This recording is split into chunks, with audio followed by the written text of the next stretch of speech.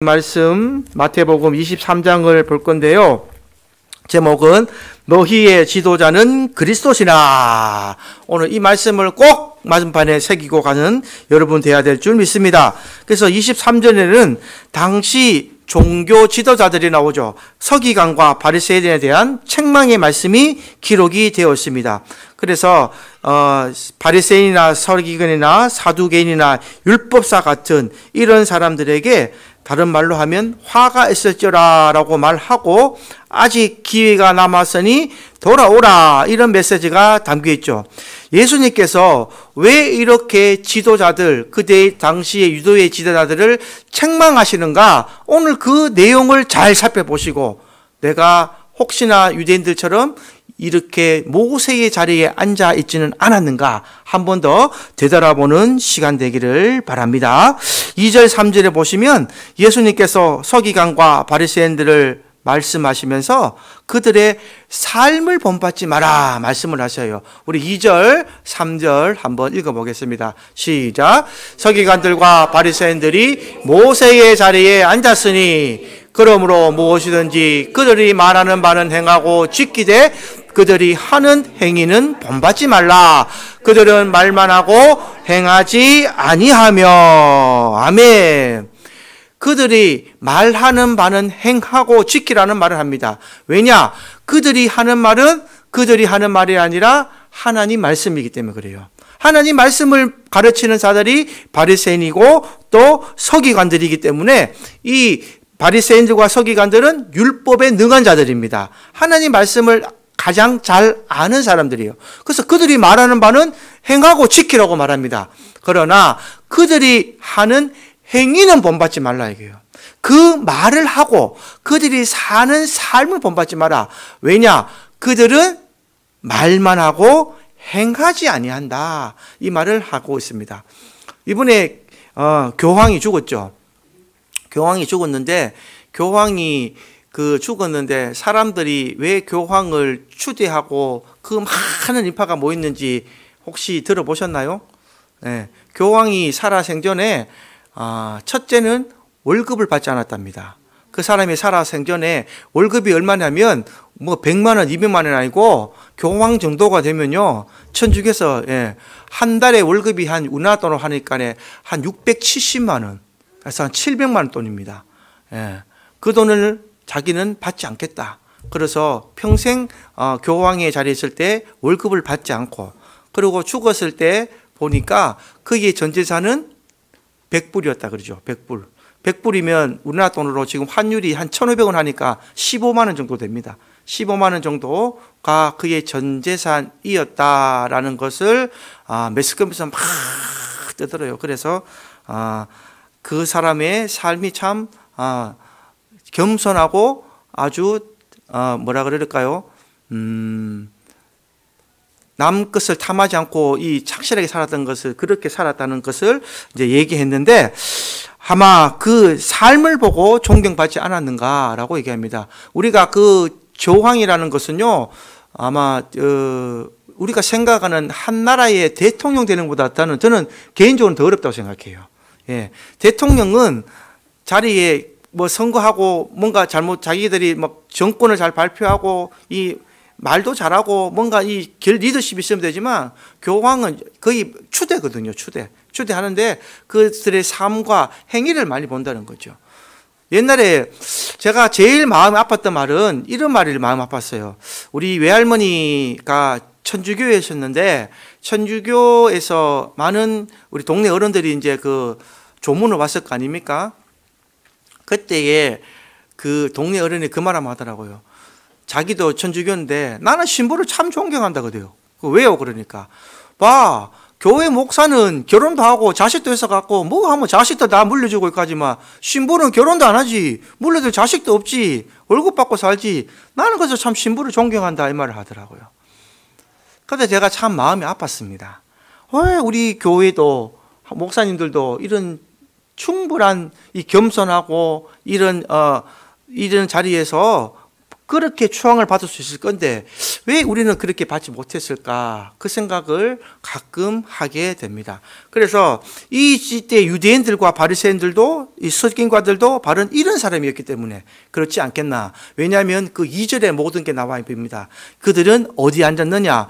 모세의 자리에 앉았다고 나오잖아요. 모세의 자리. 모세의 자리라는 것은 모세의 삶과 행위는 받지 못하면서 그 권위와 그 권세를 누리기 바랬다 이 말이죠. 이 성경에서 다 풀이하지는 않았지만 압축된 의미가 뭐냐면 모세에 앉았다는 말은요, 모세만큼 그들은 대우받기를 원했고 모세가 누렸던 그 권세와 모세가 누렸던 그 지도자의 추앙받는 그 존경심도 다 받기를 원했다. 그러나 그들의 행위는 그렇게 하지 못했다. 이것을 예수님께서 질책하고 계십니다. 그래서 이것이 바로 뭐냐? 바로 영적인 교만이고 영적인 갑질이 되는 거예요. 영적으로 갑질이고 영적인 교만입니다. 그에 따른 자기의 삶은 그대로 지키지 못하면서 대우는 받기를 원하고 그 삶을 살았다. 그래서 하나님의 말씀은 그 말씀으로 다른 사람의 죄를 지적하고 다른 사람이 잘하는지 못하는지 책망하는 기준으로 주신 것이 아니라는 거예요. 이 서기관과 바리새인들은 그 당시에 뭘 했느냐? 백성들을 정죄하고 질책하고 백성들에게 하나님의 율법으로 너는 구원받는다, 구원받지 못한다 이런 것만 계속 강조하고 정작 그들은 말만 하고 지키지 않았던 그 모습을 오늘 말씀에서 볼 수가 있겠습니까? 왜냐? 경건한 저 외모만 꾸몄다고 5절에 나와 있기 때문에 그래요. 5절 한번 그들의 모습을 읽어보겠습니다. 시작. 그들의 모든 행위를 사람에게 보이고자 하나니 곧 그 경문띠를 넓게 하며 옷을 길게 하고, 그러니까 다닐 때도 경문띠를 띠고 옷을 넓게 하는 이 행위, 사람들에게 보이고자 하는 이 행위로만 살았다라는 것을 오늘 내용에서 알 수 있는 거죠. 이 경문이 뭐냐면 테필필이라고 하는 말씀을 넣어두는 작은 상자입니다. 말씀을 넣어두는 작은 상자인데 그 경문을 띠를 넓게 했다는 거예요. 상자에 경문 띠를 넓게 해서 자기가 아주 말씀을 가지고 사는 사람이죠. 아주 우월주의라는 거예요. 예. 여러분 교황 한번 나올 때 보셨나요? 이렇게 관 쓰고 지팡이 짚고 신옷에 이 띠를 두르고 아주 근엄하게 나오죠. 이런 모습, 그런 모습이 바로 이런 사람들에게 보이는 포장만 하는 모습이 될 수 있다. 그래서 여러분 천주교에서 교황은 아주 신성시하는 사람입니다. 사람으로 보지 않아요. 교황을 예수님의 대리인으로 보는 거예요. 아주 위대한 사람으로 봅니다. 그래서 천주교의 교황이 각 나라 어디를 가도 국빈 대접을 받아요. 이해가 됩니까? 우리 개신교의 목사님들 아무리 유명한 목사님들도 다른 나라 가면 국빈 대접 받습니까? 못 받습니까? 못 받아요. 왜냐? 그 목사님은 그 교회에서나 대접받고 그 교회가 세력이 큰 거지 각 나라에서 인정하는 목사님이 아니다 말이에요. 근데 천주교는 각 나라에서 인정하는 분이에요. 그래서 국빈 대접을 받습니다. 우리나라에도 천주교 가면요, 우리나라 이게 대통령이 막 초청하잖아요. 초청해서 식사도 되고 조찬을 하든지 무슨 국빈 대접을 받게 됩니다. 그렇게 받고 있습니다. 하지만 이 성자를 묶는 띠를 넓게 만들어서 사람들에게 잘 보게 하고 자신을 치장하지만 말씀의 의미를 모르고 행하지도 않았는 사람들이 바로 서기관과 바리새인들이다. 그래서 항상 높은 자리에 앉았다. 6절, 7절 말씀에 보면 예수님께서 또 지책을 하시죠. 6절, 7절 보겠습니다. 시작. 잔치의 윗자리와 회당의 높은 자리와 시장에서 문안 받는 것과 사람에게 랍비라 칭함을 받는 것을 좋아하느니라. 이게 바로 서기관과 바리새인의 모습이다라는 것입니다. 시장에 가면은 사람들이 자기를 보고 인사를 해야 되고, 또 사람들에게 랍비는 선생이라는 뜻이거든요. 선생님이라는 말은 일단은 존경의 의미입니다. 그렇지 않습니까? 우리가 학교에서 우리를 가르친 사람에게 선생님이라 그러잖아요. 그래서 그를 존경의 의미로 우리를 가르치는 자로 높여드릴 때 선생님이라 하는데 이렇게 존경받기를 말한다. 그러나 8절에 보면 예수님께서 말씀하시는 것을 알 수 있습니다. 8절 읽어보겠습니다. 시작. 랍비라 칭함을 받지 말라. 할렐루야. 이 주님의 말씀 오늘 잘 기억해야 돼요. 우리는 선생이 여러 명 됩니까? 하나란 말이에요. 하나란 얘기 하나. 그러면 우리는 그냥 조금 더 먼저 배우고 먼저 알고 서로 같이 알면서 공유하는 사이지 누가 누구를 지적하고 정죄하는 사이가 아니다 이 말입니다.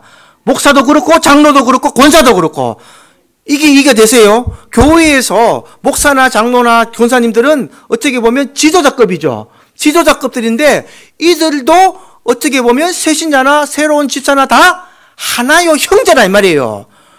우리의 선생은 누구예요? 하나예요, 하나. 그러면 그 선생이 누구냐? 9절, 10절에 말씀하시죠. 9절, 10절 우리 한번 읽어보겠습니다. 시작.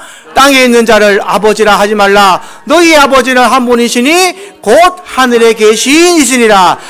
이 말씀을 잘 받아들입니다. 자, 9절. 땅에 있는 아버지는 나에게 아버지가 됩니까? 안 됩니까? 아버지가 맞잖아요. 어느는 아빠를 뭐라 불러요?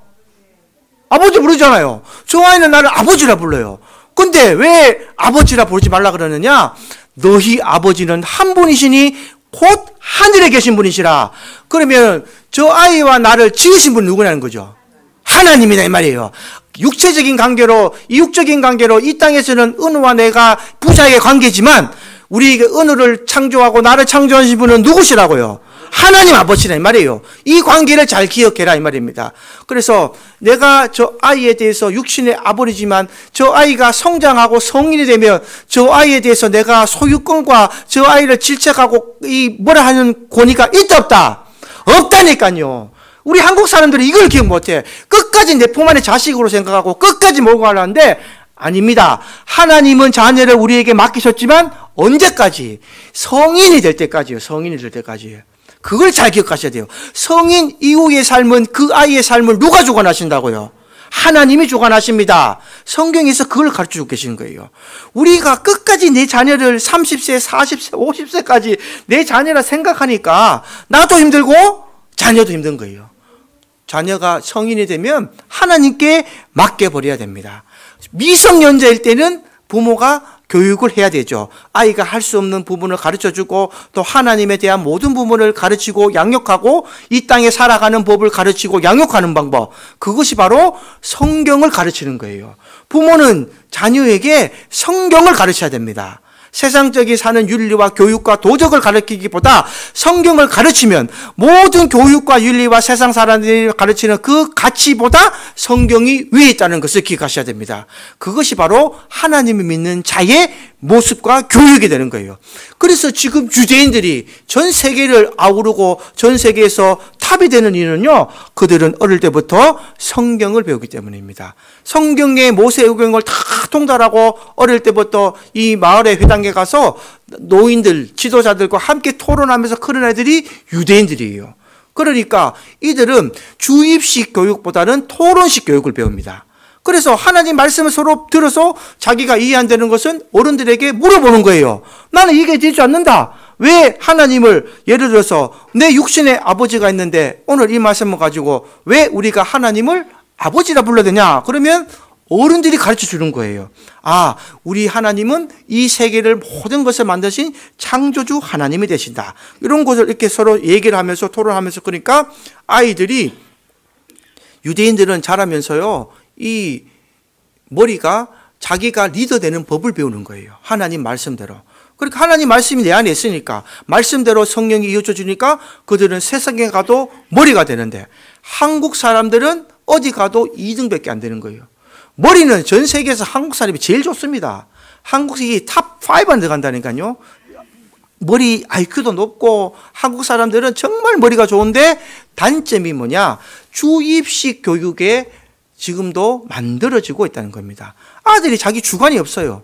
그냥 이 학교도 가면요, 지금도 영어를 배우는 애들은 영어를 대화하는 법을 배우는 게 아니라 문법부터 배우는 거예요. 단어 배우고 문법 배우고. 그 아이들 외국인한테 갖다 놓으면 대화를 못해요.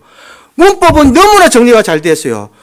이 컵에 물 좀 주세요라고 말하면 물 한 잔 주세요를 얘네들은 문법에 정확하게 이걸 만들어내야 되는 거예요. 생각하는 거예요, 그냥. 물 한 잔 달라고 말하면 쉽게 말하면 되는데 이거를 어떻게 문법에 맞게 틀리지 않게 정확하게 이 사람과 대화를 할까? 이게 한국식 문장이라니까요. 그래서 회사에서 시키는 일은 잘하는 거예요. 2인자만 되는 거예요. 그러니까 안타까운 일이죠. 그러나 정말 이 세상에서 리더가 되기 위한 사람은요, 하나님을 아버지로 모시고 우리의 스승을, 우리의 인도할 지도자를 누구로 모셔야 되느냐? 10절을 한번 읽어보겠습니다. 10절 시작. 또한 지도자라 칭함을 받지 말라. 너희의 지도자는 한 분이시니 곧 그리스도시니라. 할렐루야. 주님께 모든 것을 물어보시는 여러분들에게 주님의 이름으로 축복합니다. 주님이 우리를 위해 십자가에 못 박혀 돌아가시고 우리의 죄를 사하시고 우리의 모든 것을, 관계를 회복하시고 휘장을 찢으셨기 때문에 하나님과 우리의 관계를 열어놓으셨는데, 그러면 우리의 스승이 누가 되어야 될까요? 주님이 되셔야 되는 거예요. 주님이라는 가장 좋은 가치 있는 선물을 줬는데 우리 성도들은 이걸 안 지켜. 하나님의 자녀라고 하면서 답답하면 누굴 찾아가요? 그냥 세상에 아는 사람, 내 주위에 똑똑한 사람, 뭔가 나에게 도움이 될 사람 찾는데, 이거는 세상 사람들과 똑같은 겁니다. 그러나 세상 사람들은 모르니까 그렇게 말하지만 아는 우리는 그것보다 더 무식한 거예요. 쉽게 말하면 우리는 가장 좋은 스승을 가지고 있습니다. 이 세상 어떤 것과도 비교할 수 없는 그 고귀한 분을 우리는 지도자로 모시고 있는 거예요. 그래서 늘 깨워서 주님께 묻고 주님께 답을 얻고 또 주님이 가르치는 대로 살아가는 여러분 되기를 주님의 이름으로 축복합니다. 그래서 주님께서 말씀합니다. 자, 내 가르침을 주겠다. 주님께서 무슨 가르침을 주세요? 11절, 12절에 이렇게 가르치시죠. 주님께서 우리에게 가르치는 메시지를 오늘 한 번 더 기억하시기 바랍니다. 11절, 12절 읽어보겠습니다. 시작. 너희 중에 큰 자는 너희를 섬기는 자가 되어야 하리라. 누구든지 자기를 높이는 자는 낮아지고 누구든지 자기를 낮추는 자는 높아지리라. 할렐루야. 주님이 이 말씀하신 것은 뭘까요? 머리로 이해하란 말일까요? 너희 삶으로 실행하란 말일까요? 실행하란 말이죠. 우리의 삶으로 보여주라는 말입니다. 큰 자는 너희를 섬기는 자가 되어라. 여러분, 섬기는 게 쉬운 일일까요? 어려운 일일까요? 어렵습니다. 여러분, 막상 해보면 어렵습니다. 여러분, 신랑을 케어하고 자식을 케어하고 하는 거는 쉬워요. 왜냐? 그게 왜 쉬운지 압니까? 그거는 말하지 않아도 그 사람의 상대방을 사랑하는 사랑이 있기 때문에. 자식을 사랑하지 않는 부모는 없죠. 또 자식을 가장 사랑하는 엄마의 마음은 당연한 겁니다. 그죠? 내 자식은 내가 얼마나 사랑하는지 몰라요. 그래서 하지 마라 그래도 밥 먹었니? 뭐 했니? 챙겨주고 섬겨주고 우리가 안아주고 보살펴주는 게 부모의 마음이라고 하지만 그 안에 사랑이 있다고요. 사랑이. 이해가 됩니까? 부모가 자녀에게 대한 사랑이 있기 때문에 그거를 당연히 하는 겁니다. 내 남편에 대한 사랑도 당연한 거예요. 나와 살을 썩고 자녀를 만들었던 이 남편은 우리 가정을 위해서 돈을 벌어오고 또 뭔가 이 같이 부부끼리 살아가는 이 부부의 정이 있기 때문에 그 남편에 대한 사랑은 당연히 있습니다. 그러니까 남편이 어디 나가려고 하면 외출하려고 하면 여보 이 옷도 입어봐, 저 옷도 입어봐, 옷도 봐주고 챙겨주고 밥 주고 하잖아요. 그것은 그 사람에 대한 사랑이 있기 때문에 하는데, 그럼 바꾸어 말하면 타인에 대해서 우리가 사랑이 있다면 반드시 섬길 수 있다는 얘기입니다. 이해가 되십니까? 타인에 대한 사랑이 우리는 많이 부족하다는 것을 깨닫는 거예요. 타인에 대한 사랑은요, 내가 가지고 있는 가족들에 대한 사랑, 내가 또 사랑하는 사람에 대한 사랑보다는 현저히 없다는 것을 저와 여러분도 다 인정하실 겁니다. 그러나 진짜 예수님께서 바라시는 우리의 삶은 뭐냐? 네가 네 가족을 사랑하듯이, 네 사랑하는 남편을 사랑하듯이 타인을 향해서 그 사랑을 가지라고 말하는 거예요. 그 사랑을 가지면 반드시 섬길 수 있다라고 얘기하는 겁니다. 이거를 기억하셔야 됩니다. 그 사랑이 없으면 그 사람을 긍휼히 여기는 마음이 없으면요, 우리는 그 사람을 섬길 수가 없습니다. 섬긴다고 말하는 것은 거짓말이에요. 진짜 그 사람들을 섬기고 싶으면 그 상대방을 향해서 사랑하는 마음을 먼저 가지시는 여러분 되기를 주님의 이름으로 축복합니다. 그래서 사랑하기 때문에 나는 낮아질 수가 있는 거예요. 섬기는 자는 낮아질 수밖에 없는 겁니다. 그리고 누구든지 자기는 낮출 때에 비로소 주님이 우리를 높여주신다는 말씀을 기억하시기 바랍니다. 우리는 사랑을 베풀어야 될 존재입니다. 사랑을 받아야 할 존재는 언제냐? 구원받기 전에예요, 여러분. 이거를 교회에서 잘 안 가르쳐요. 그래서 계속 교회에 와도 사랑을 받으려고 그래요. 여러분, 저와 여러분이 사랑을 받은 사람입니까? 사랑을 받아야 될 사람입니까? 사랑을 받은 사람입니다. 사랑을 받은 사람이에요. 어떤 사랑을 받았습니까? 예수의 피로 말미암아 구원을 받은 사랑을 받았잖아요. 어떤 것과 비교할 수 없는 가장 고귀한 사랑을 받은 사람이에요. 사랑을 받은 사람은 사랑을 가지고 있다는 뜻과 같습니다. 맞습니까? 사랑을 받았으니까 사랑을 가지고 있어요. 이 사랑이 소멸됩니까? 가지고 있다니까요. 여러분, 지금 예로 내가 은우한테 돈을 줬어요. 10,000원을. 그러면 은우는 돈을 10,000원을 가지고 있습니까? 10,000원을 잃어버렸어요. 안 잃어버렸죠? 가지고 있습니다. 근데 그 10,000원을 지나가는 사람에게 밥 먹으라고 주면 어떻게 될까요? 사랑을 없어졌죠. 사랑이 없어졌지만 그 사랑은 다시 이어지게 된다는 거예요. 사랑을 받은 사람은 사랑을 다시 전해줘야 되는 겁니다. 이게 사랑의 이치라고, 이치. 이해되십니까? 성경이 계속 그걸 얘기하는 거예요. 예수님께서 말씀하시는 것도 이거를 말씀하고 계십니다. 나는 너희를 사랑해서 이 땅에 왔다. 하나님이 내게 사명을 주셨는데 너희를 위해 죽으란다. 너희 죄를 위해서 나를 죽으란다. 예수님의 사명을 깨달으셨을까요? 못 들었을까요? 깨달으셨습니다. 그래서 그 사명을 실천하신 거예요. 그래서 하나님의 뜻대로 그 사명을 깨닫고 실천하고 나니까 하나님께서 그것을 가치 있게 여기시고 가장 가치 있는 죽음으로 여기시고 부활을 시켜주신 겁니다. 할렐루야. 그 이치를 기억하셔야 돼요. 그러면 저와 여러분도 그 주님이 맞았던 그 부활의 기쁨을 누리시려면 어떻게 된다고요? 죽어야 된다니까요. 죽어야 돼요. 죽어야 된다니까요. 누구를 위해서? 내 가족을 위해서, 내 남편을 위해서. 그건 그럴 수 있는 사람 많습니다. 세상 사람들도 그렇게 한다니까요. 세상 사람들 맡겨놓고 내 아들이 아픈데 당신의 간을 조금 이식하면 당신의 아들이 삽니다. 당신은 간을 떼어주겠습니까? 안 떼어주겠습니까? 당신이 수술할 때 혹 죽을 수도 있습니다. 근데 간 안 떼어줄 부모가 어디 있겠냐고요. 안 떼어주겠습니까? 떼어주겠습니까? 떼어줍니다. 네 자식인데. 예, 그 사랑을 원하시는 게 아니라 너희가 그 사랑을 타인에 대한 사랑으로, 너희가 그저 알지 못하는 저 불신자들, 지옥 갈 장원들을 위해서 그 사랑을 좀 전하여라 라고 말하는 거예요. 왜냐? 너희는 이미 나의 사랑을 받았고 나의 자녀가 되었기 때문에, 하나님의 자녀가 되었기 때문에 너희는 그 사랑을 간직하고 있다는 거예요. 그러나 그것을 너희 것으로 소멸시키지 말고 그 사랑을 날로 더 확장시키고 이 사랑의 복음을 전하여라. 그 너희가 이것을 나누어 줄 때에 소멸되는 것이 아니라 날마다 새롭게 샘물 솟듯이 그 사랑이 솟아나게 할 것이다. 할렐루야. 이게 성경 말씀의 의미입니다. 그래서 예수님은 오늘도 그 말씀을 하고 계십니다. 그래서 지금 뒤에 중요한 말이 나와요. 제가 시간에서 지금 빨리 가겠습니다. 자, 이 12절까지는요, 예수님이 이렇게 좋게 말했지만 13절부터 뭘 말하느냐? 이제 서기관과 바리새인들에 대한 화에 대해서 말하는 거예요. 이 말은 뭐냐? 서기관과 바리새인들의 화가 있다는 말은 뭐예요? 하나님이 가르치신 그 사랑을 전하지 못하고 말만 하고 행함이 없으니까 하나님께서 화를 내리신다 이 말이에요.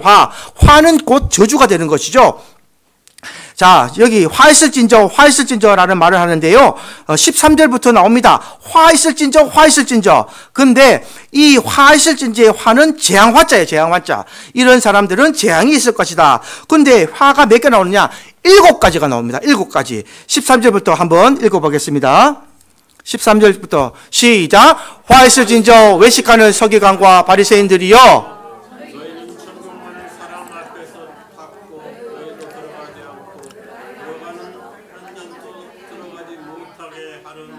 할렐루야. 지금 화 있을진저라고 말하는데 이들이 행함을 보세요. 너희들이 그렇게 말씀만 알고 행함이 없으니까 너희뿐만 아니라 천국문 앞에서 문을 닫았다는 거잖아요. 천국 들어갈 사람도 닫고 또 너희도 들어가지도 못하고 또 뭐래요? 들어가는 자도 못하게 막는단 말이에요. 들어갈 사람들도 눈과 귀를 다 막아버리고 말씀을 잘못 가르치니까 어떻게 돼요? 들어갈 사람들까지 함께 이끌어서 지옥 간단 말이에요. 이거 말씀을 잘 보시라니까요. 화 있을진저 외식하는 서기관들과 바리새인들이여. 이게 첫 번째 화입니다. 자, 두 번째 화를 보겠습니다. 두 번째 화는 15절 나옵니다. 시작. 화 있을진저 외식하는 서기관들과 바리새인들이여, 너희는 교인 한 사람을 얻기 위하여 바다와 육지를 두루 다니다가 생기면 너희보다 배나도 지옥 자식이 되게 하는도다. 무슨 뜻인지 아시겠죠? 지금 한 영혼이 천하보다 귀하다 그랬는데 바다와 육지를 돌아다니며 한 영혼이 왔는데 그들을 어떻게 해요? 배나 더 지옥 자식 되게 만든 거예요. 왜냐? 그 사람이 서기관과 바리새인들을 보고 배웠기 때문에. 이해가 되십니까? 내 삶으로 끝나는 것이 아니라 새로운 새신자들과 새로운 부신자들이 왔을 때에 이 사람들까지 더 악하게 만들었단 말이에요. 하나님 말씀대로 그대로 가르치고 삶으로 내가 겸손과 존경받는 삶으로 살아야 되는데, 주님 걸어가신 길로 사랑을 베풀며 살아야 되는데 내 욕심과 내 자욕을 차리다 보니까 밑에 따라온 사람들이 그것을 더 배워서 더 악독하게 지옥 자식이 된다. 지금 이 말씀하고 계시잖아요. 3절 또 한번 보겠습니다. 세 번째 화를 보겠습니다. 16절 세 번째 보겠습니다. 시작. 화 있을진저 눈먼 인도자여, 너희가 말하되 누구든지 성전으로 맹세하면 아무 일 없거니와 성전의 금으로 맹세하면 지킬지라 하는지라. 이 말이 뭐냐면요, 여러분 잘 보셔야 됩니다. 야, 지금 정말 멋있는 말인데, 이 참 사람들이 유혹하기 싫은 말인데요, 하나님보다 세상 물질을 더 믿기 때문에 망한다는 거예요. 자, 성도는 하나님 앞에 있기 때문에 함부로 맹세할 수 없습니다. 하나님의 이름을 망령되이 일컫지 마라 나오죠. 그런데 바리새인들은 재물에 눈이 멀어서 성전으로 맹세하면 지키지 않아도 되지만 금으로 맹세하면 지켜야 된다는 말하는 거예요. 금으로 지키면 말한다. 또 제단으로 맹세하며 지키지 않아도 되지만 예물로 맹세하면 지켜야 된다라는 것입니다. 그래서 다른 말로 다시 해석해 드리면, 하나님 앞에 나와 예배를 통해 맹세하기보다 금이나 예물을 바치고 맹세하면 응답이 된다 이 말이에요. 무슨 말인지 압니까? 너희들이 와서 하나님 앞에 예물 드리고 기도할 때는 어떻게 하라고요? 예물 좀 드리고 기도하라, 이게 가르친다 이 말이에요. 많이 들어본 말이죠 여러분. 저도 많이 들어본 말입니다. 옛날에는 그래야 되는 줄 알았어요 진짜. 그래서 뭔가 예물을 안 드리고 기도하면 하나님 앞에 죄스러웠다니까요. 저도 어릴 때 그렇게 배웠어요. 기도원에서 그렇게 가르쳤다니까요. 그러니까 막 첫째 시간에는요 봉투가 얼마 없어. 근데 그 다음 시간 되잖아요. 그 있는 사람들이 뭔가 그래야 되는가 싶어서 둘째 날부터는 봉투가 많이 받고 쌓이는 거예요. 예. 그리고 또 뭐 이 얘기는 시험 들까 말하랍니다. 여러분들 목사님들끼리 그런 얘기가 또 있어요. 하여튼 그래서 합시다. 목사님들끼리 어떤 얘기 하는 줄 아세요? 내가 어떤 집회 가서 헌금을 얼마 걷었다, 이거 자랑해요. 여러분 그 얘기 처음 들어보시죠? 나는 목사가 돼서 그 얘기를 들어봤어요. 내가 그 집회 가면 예를 들어서 몇 개 할게요. 그냥 그 정광훈 목사가 집회하면은 한 1억 거치인데 내가 가면 3억 더 거쳐. 진짜 더 줄었습니다 실제로. 얼마나 무슨 말인지 모릅니다 여러분. 우리가 예물은 하나님 앞에 우리가 감사의 의미로 드리는 겁니다. 이해가 되십니까? 하나님 앞에 감사할 때 예물 드리는 거예요. 그게 목사의 말에 휘둘리는 것이 아니라 예물을 드린다고 기도 드릴 것 같으면요, 우리 주님이 우리를 십자가에 위해서 못 박혀 들어갈 때 너가 돈 좀 내라 했어야 되는 거예요. 예수님이 돈 내라 한 거 성경 구절에서 한번 찾아보세요. 아무 값 없이 그 보배로운 피를 흘리신 주님의 희생을 기억하십시오. 주님의 십자가를 기억하신다면 이런 말씀에도 흔들리지 않는 여러분 되어야 됩니다. 할렐루야.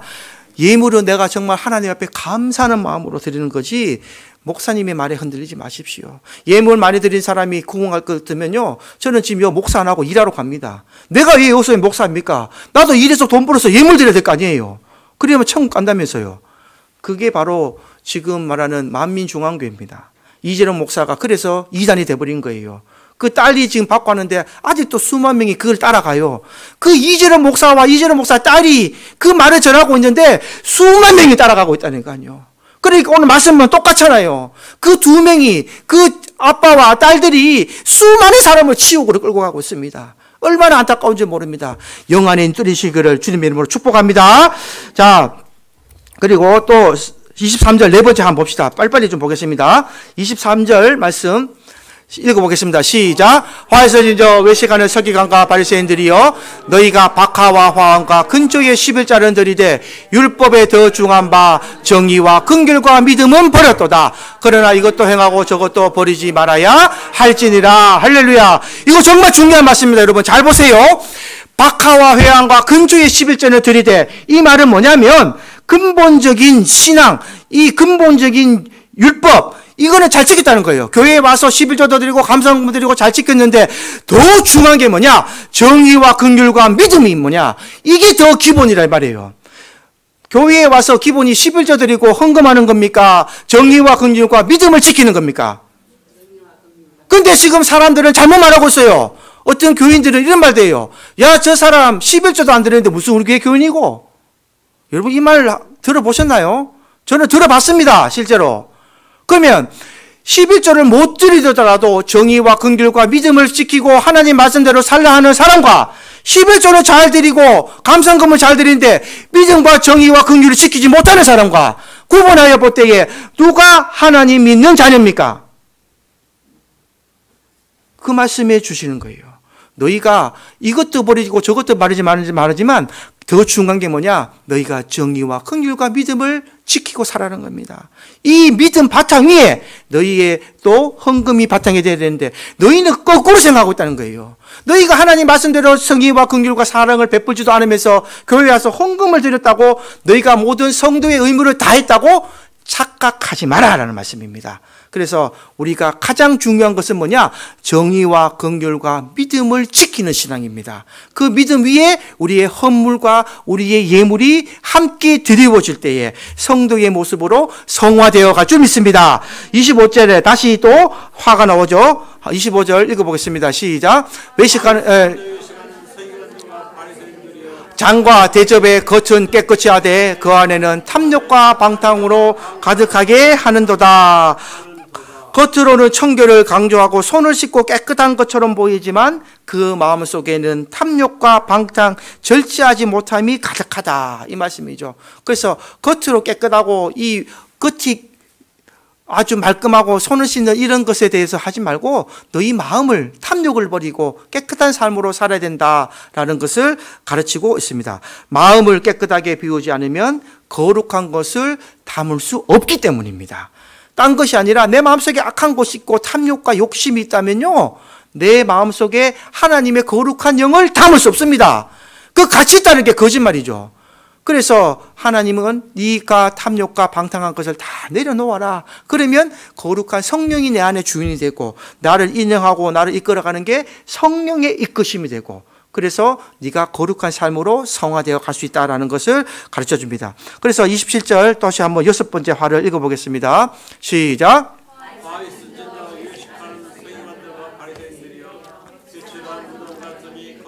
아름답게 보이나 그 안에는 죽은 사람의 뼈와 모든 더러운 것이 가득하도다.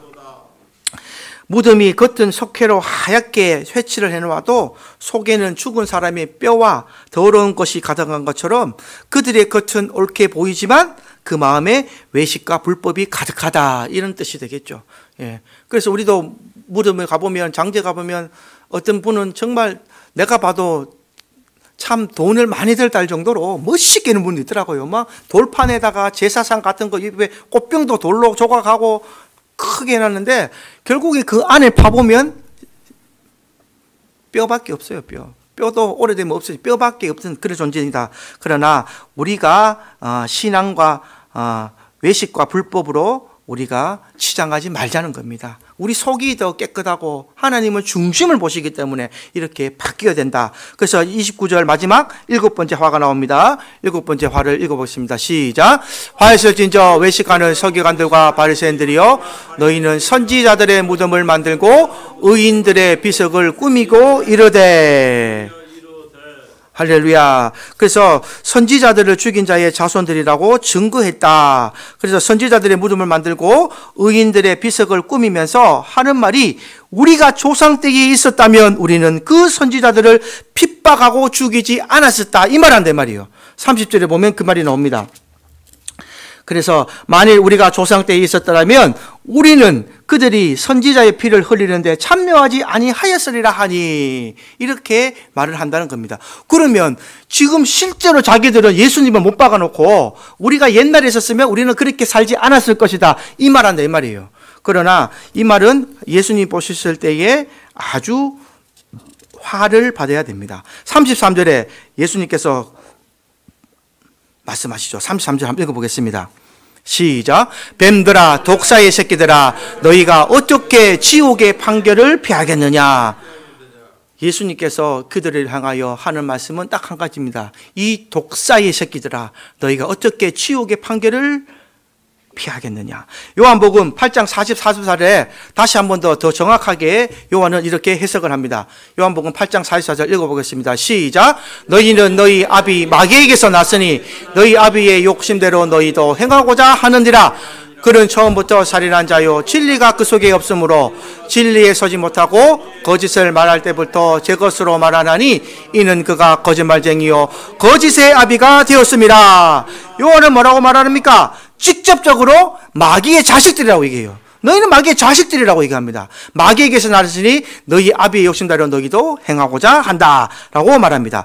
그래서 결국 서기관과 바리새인들은 사탄의 자식이고 사탄의 일꾼이 되어 있었으니 사탄과 함께 그 죄에 대한 심판을 받게 된다. 35절 말씀해 보시면 한번 35절 제가 읽어드립니다. 그러므로 의인 아벨의 피로부터 성전과 제단 사이에서 너희가 죽인 바라가의 아들 사가랴의 피까지 땅 위에서 흘린 의로운 피가 다 너희에게로 돌아가리라. 지금 예수님께서 이렇게 말해요. 구약시대 아벨에서부터 사가랴 선지자까지 하나님의 사람을 보내어 죄를 책망하고 돌아오라고 할 때에 이 죄인들이 이런 선지자들을 돌로 쳐주겠다 이 말입니다. 선지자들을 돌로 쳐주기 때문에 그처럼 너희들도 하나님의 아들 예수님을 지금 죽이려 하니 그 죄의 값으로 심판을 받는다, 이 말씀을 하고 계십니다. 그리고 37절에 예수님의 탄식이 나오죠. 예루살렘아 예루살렘아, 선지자들을 죽이고 내게 파송된 자들을 돌로 치는 자여, 암탉이 그 새끼를 날개 아래 몸같이 내가 내 자녀를 모으려고 한 일이 몇 번이느냐. 그러나 너희가 원하지 아니하였도다. 이 말씀은요, 내가 너희를 이렇게 불렀을 때에 왜 회개하고 돌아오지 않냐 이 말입니다. 지금도 주님은 이 세상을 향하여서 우리를 통하여서 말씀을 전하기를 원하고 계십니다. 무슨 말씀을요? 돌아오라, 돌아오는 거예요. 예수님 품으로 돌아오라. 너 세상을 쫓아가지 말고 세상에 따라가는 마귀의 삶을 따라가지 말고 예수를 바라보고 십자가의 보혈을 바라보고 내게로 돌아오라, 돌아라고 말씀하시는데 그 도구를 누구를 사용하시느냐? 저와 여러분을 사용하기를 원하시고 계신다는 겁니다. 하늘 보좌 우편에서 지금도 주님은 기다리고 계시는 거예요. 우리가 예수를 그리스도로 삼고 예수님을 지도자로 삼았으면, 하나의 스승으로 삼았으면 그 스승의 가르침에 손과 발이 움직이는 여러분 되기를 주님의 이름으로 축복합니다. 그래서 우리가 마지막 사명까지 오늘 마태복음 23장에도 나오는 것은 뭐냐? 이 이스라엘 지도자처럼 너희가 탐욕과 이 겉모습의 경건에 들지 말고 너희 속사람이 되고 난 후에 너희가 주님 주신 사랑을 전하는 사람이 되어라 라는 가르침을 주는 겁니다. 그래서 끝까지 우리는 주를 위해서 나가야 될 것입니다. 왜냐? 이제는 이런 시대가 되었기 때문입니다. 우리가 디모데후서 4장 3절 4절 말씀을 한번 읽어보겠습니다. 디모데후서 3장 4절 읽습니다. 시작. 때가 이르니 사람이 바른 교훈을 하지 아니하며 기가 가려워서 자기의 사욕을 따를 스승을 많이 두고 또 그 길을 진리에게서 들어쳐 허탄한 이야기를 따르니라. 지금 여러분 한국 교계도 이런 시대가 많이 되었습니다. 첫째, 사람이 바른 교훈을 받지 아니했습니다. 사람들이 바른 교훈을 하면은 시기하고 질투하고 니나 똑바로 살아라 하는 세계가 되었어요. 그리고 기가 가려워서 자기의 사욕을 따를 스승을 말렸다는 말은 자기 좋은 대로 듣겠다 이 말입니다.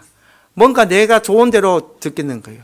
그래서 4절에 보면요, 그 귀를 진리에게 돌이켜 허탄한 이야기를 따르니라. 한 신학자가 얼마 전에 이런 얘기를 했어요. 책을 제가 읽었는데, 여러분 설교 중에 예수 얘기가 안 나오면 그 세계는 뻥이라는 얘기를 합니다. 근데 오늘 많은 성도들이 다는 아니지만 설교를 듣고 나오면서 예수가 내 마음에 기억이 되는가? 아니면 여러분들 이런 말 하는 거 들어봤죠? 야, 그 목사님 참 재밌더라. 목사님 참 오늘 설교 재밌게 하더라. 이 얘기 한번 잘 구분하셔야 됩니다. 목사님 설교 참 재밌더라. 목사님 그 설교 참 웃게 재밌게 잘하더라. 이거는요, 재미있는 시간을 보내고 온 거예요. 그 말씀 속에 예수가 나와야 됩니다. 설교는요, 하나님 말씀을 전하는 시간이 돼야 되고 예수가 들어야 됩니다. 근데 우리가 많은 설교를 들어보면 그 설교를 하기 위해서 예수를 드러내는 말씀보다 재미있는 설교로 많이 되고 있어요. 근데 또 대중들은 그런 설교를 좋아합니다. 그래서 재밌는 목사님 말씀이 재밌으면 그 말씀 따라 가려고 그러고, 오늘 이 시간 참 재밌었다. 목사님 참 그 예화 재밌네. 하하하 웃고 이렇게 따라가요. 그러나 그런 설교를 다시 한 번 더 구분도 할 줄 알아야 됩니다. 예수의 생명이 없는 설교, 예수의 형체가 없는 설교, 예수의 말씀이 없는 설교는요, 아무리 내 귀에 듣기 좋아도 생명으로 변화되지 못합니다. 사람을 변화시킬 수 없습니다. 재미있는 시간일지는 모르겠지만 하나님의 말씀이 살아 움직이고 내 영의 골수를 쪼개고 내 모든 이 악한 영을 치유하시고 말씀을 통해서 깨닫게 되고 내 행함으로 이어지는 것은 예수님의 말씀에 대해야 되고 예수님의 말씀의 생명에 대해야 될 줄 믿습니다. 이 말씀의 생명의 말씀이 오늘날 우리에게 물려 퍼져야 돼서 한국교회가 다시 살아나야 된다는 것을 기억해야 됩니다. 디모데후서 3장 14절 17절 말씀을 보시면 이것을 기록해 놨습니다. 디모데후서 3장 14절에서 17절 말씀 읽고 마치겠습니다. 시작. 그러나 너는 배우고 확신한 일에 거하라. 너는 내가 누구에게서 배운 것을 알며 또 어려서부터 성경을 알았나니 성경은 능히 너로 하여금 그리스도 예수 안에 있는 믿음으로 말미암아 구원에 이르는 지혜가 있게 하느니라. 모든 성경은 하나님의 감동으로 된 것으로 교훈과 책망과 바르게 함과 의로 교육하기에 유익하니 이는 하나님의 사람으로 온전하게 하며 모든 선한 일을 행할 능력을 갖추게 하려 함이라. 할렐루야. 그래서 성경만 읽으십시오. 성경이 여러분의 능력이 될 줄 믿습니다. 목사의 안수가 능력이 아니라 성경 읽는 여러분의 삶이 능력이 될 줄 믿습니다. 모든 선한 일을 행할 능력을 갖추게 하려 함이라. 이 말은 뭐냐면 성경을 안 읽으면 이런 능력이 있다 없다? 없다 이 말이에요. 성경을 읽으시고 모든 하나님의 사람으로 온전하게 되는 그 권세를 받아 누리시고 성경이 여러분의 삶을 주관하시고 성경이 여러분을 주관하고 이끌어 가시고 예수 그리스도가 여러분의 지도자가 되고 스승이 되는 삶을 살아가는 모든 권속들이 되시기를 주님의 이름으로 축복합니다. 할렐루야.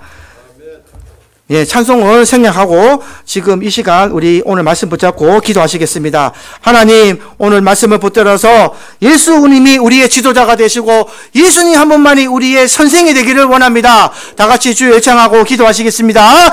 주여! 하나님 감사합니다. 오늘 말씀을 붙들고 끝까지 나가길 원하오니 주여, 우리가 세상에 누구를 바라봤습니까? 세상에 누가 우리를 고칠 수 있다고 생각합니까? 그것은 잘못된 생각이며 오직 성경 안에서 우리가 모든 것을 찾게 하시옵시고 하나님의 가르침, 주님의 가르침을 우리가 늘 배우고 나가게 도와주시옵소서. 모든 성경은 하나님의 감동으로 된 것으로 교훈과 책망과 바르게 함과 의로 교육하기에 유익하다 하셨으니 하나님의 사람으로 온전하게 만들게 하시옵시고 모든 선한 일을 행할 능력을 갖추게 하신 것을 믿사오니 끝까지 이 험악한 시대 속에서 하나님의 사람으로 온전하게 만들어 주시옵시고 선한 일을 행할 능력을 갖추게 도와주시옵소서. 할렐루야. 사랑과 능력이 충만하신 하나님 감사합니다. 오늘도 마태복음 23장을 통하여서 주님만이 우리의 지도자가